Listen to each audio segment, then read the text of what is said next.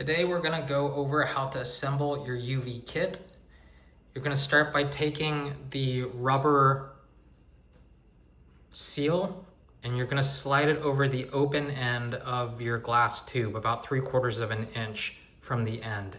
This is important because this is going to keep the water from exiting your stainless steel tube once you have your UV light on. This is probably the most important piece to install. Next, you're going to take your stainless steel housing and you're just going to slide the glass tube carefully inside. There's a spring at the bottom. That's why you see that it's kind of bouncing in place there. Next, you're going to take the cover and you're going to screw it in place.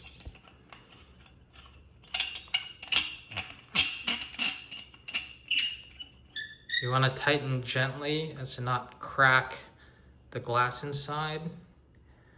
Next, you're going to take the UV light bulb.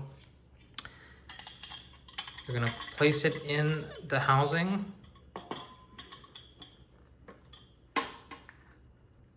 You'll plug it into the top of your cap here.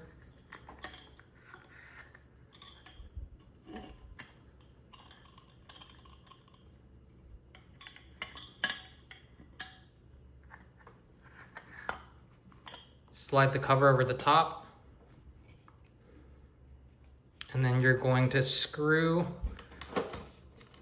your pipes back in place. So the top one will go into the top of your UV chamber and the bottom will go into the bottom.